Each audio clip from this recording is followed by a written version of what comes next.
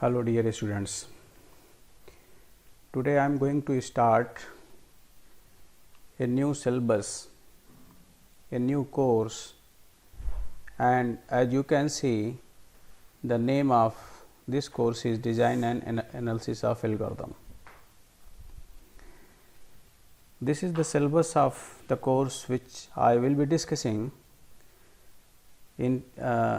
The syllabus has been divided into 5 portions, 5 units, and in the unit 1, in the introductory part, algorithm definition, analysis of algorithm, asymptotic notations, recurrence method of solving questions, iteration method, master theorem, and after that I will be discussing divide and conquer strategy, and based on the algorithm on this strategy and some of the important sorting algorithms like heap sort, quick sort will be discussed. After that, in the unit 2 part, which is very important part, and in this part I will be discussing a red black tree, augmented data structure, binomial heap, Fibonacci heap, data structure for disjoint set. In the unit 3, some algorithm which is based on the greedy approach as well as on the dynamic approach algorithm will be discussed.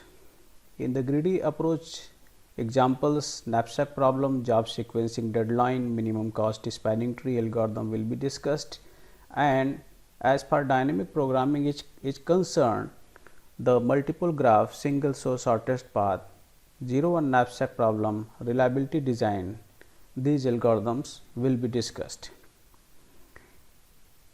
In unit 4, backtracking and LC branch and bound algorithm will be discussed, and in the last, in unit 5, the randomized algorithm, string matching, NP completeness, Strachan algorithm, these kind of problems will be discussed.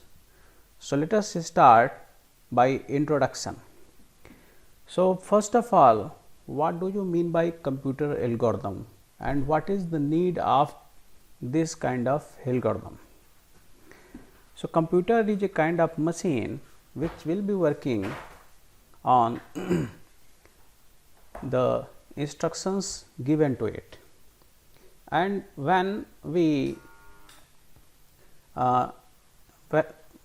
take these instructions in a sequence which will perform a kind of task, then it will be called as a computer algorithm.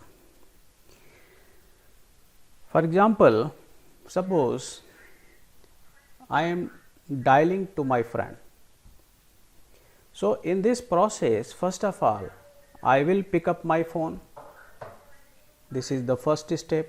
After that, I will search my friend's number in my phone directory. This is the second step. And when I search my friend's number, after that I will dial. This is the third step. Then the ringing will stop, the fourth step. My friend may pick or not pick the phone based on either he will be busy or he will be free. This is the third step. If he is free, then he will pick my phone and there will be a kind of conversation between us.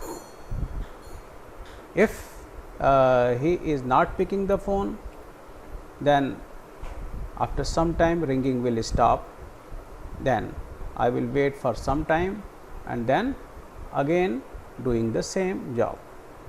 So, this is a kind of a step, and combining these important steps we can perform a kind of work. So, this is a simple example which we can write in my computer system, and this is called a simple kind of computer algorithm. So, there are lot of languages in which we can write the computer algorithm.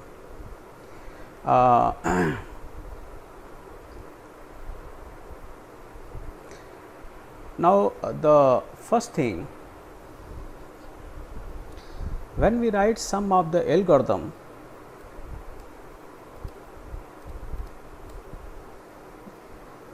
when we write some kind of algorithm, then two kind of thing will be needed.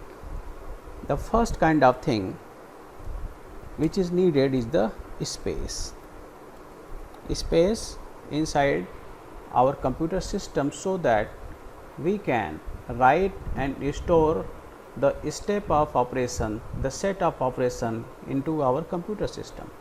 So, it will need some amount of memory inside our computer system, and it is called as space complexity. It is called as space complexity. In the same manner, the second thing which will be needed is the time of execution. When we write some of the algorithm, then in the execution process it may take some amount of time depending on the quality and efficiency of algorithm which we have written. So, the second thing is time, and therefore, on the basis of this time, we say that the amount of time which will be needed to execute an algorithm is called as time complexity.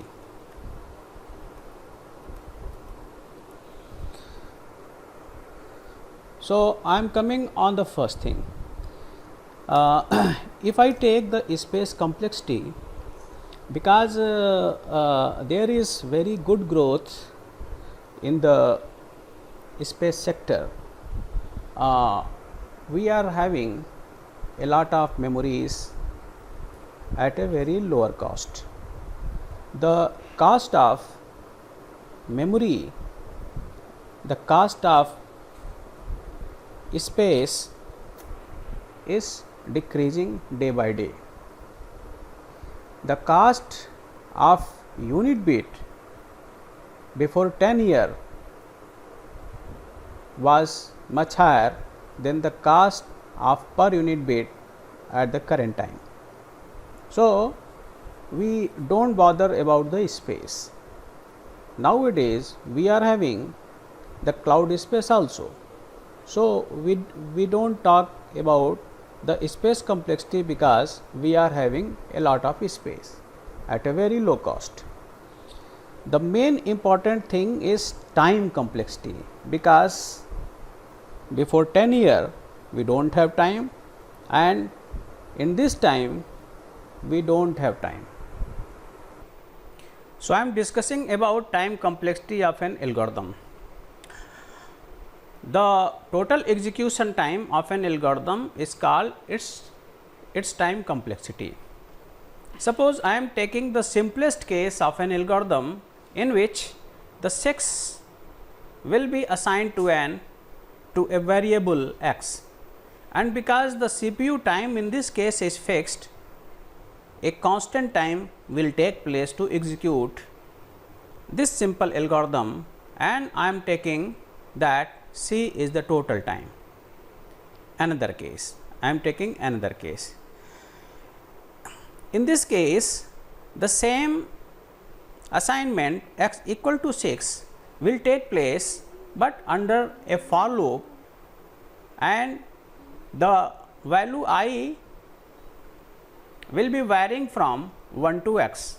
That means the for loop will execute x time, and because we know that the assignment is taking C time and for loop executing x times, therefore, the total time will be Cx, and the assignment 6 to x is under this for loop, therefore, it will also take the total time as Cx, and there will be one more time to exit from the loop. The for loop condition will be satisfied to x, and one condition when it will exit from the loop. So, the total timing will be Cx plus 1. So, if we add these two execution times, the total time of the execution is now Cx plus 1 from here and Cx from here, and the total timing will be 2 Cx plus 1. Now, I am considering one more case in which there will be 2 for loop. So, for I to x, again for I to x, and the same assignment x equal to 6. What will happen in this case? In this case, as we have discussed before, the time of execution will be Cx plus 1. In the second case, again the time of execution will be Cx plus 1 multiplied by Cx plus 1 multiplied by Cx plus 1. Cx plus 1 time because of this loop and Cx time because of the upper loop. Therefore, the Cx will be multiplied into this timing. So, the total timing for this for loop will be Cx plus 1 multiplied by Cx again. The total time of execution of the assignment x equal to 6 will now become as Cx plus 1 multiplied by Cx, and this loop will take one more time. So, what will be the total time of execution? The total time of execution in this case, total time of execution in this case will be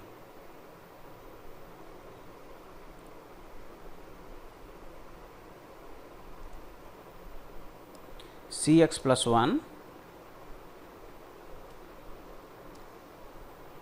plus Cx plus 1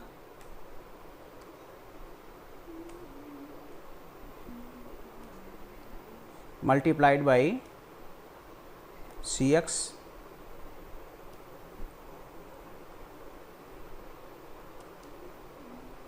plus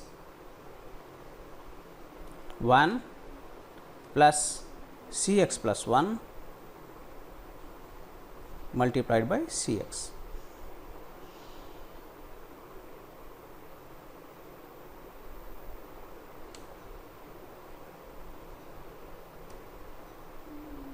So, this will be the total time of execution, and if we expand the expression, it will take the form as C1 x square C1 x square plus C2 x plus C3. So, we can observe that in this case this can be written as C x to the power 0. In this case, it will be written as C x x to the power 1. In this case, it is C x C1 x to the power 2. So, we can observe that the complexity of an algorithm will be represented by a polynomial equation. It is observed that in this case the power is 0, in this case power is 1, in this case power is 2. Likewise, we can see another equation as power of 3, 4, 5 up to n. Therefore, we can say that every algorithm will be having a time complexity of the polynomial equation. Now, we can say that the polynomial equation a x to the power n plus b x to the power n minus 1 plus c x to the power n minus 3 and so on up to so on. So, this will represent the time complexity of a polynomial equation. Therefore, I am representing the equation as t of n, where t stand for timing and n stand for number of iterations. So, this is a brief introduction of the time complexity. Now, in the next topic, we shall learn about asymptotic notation.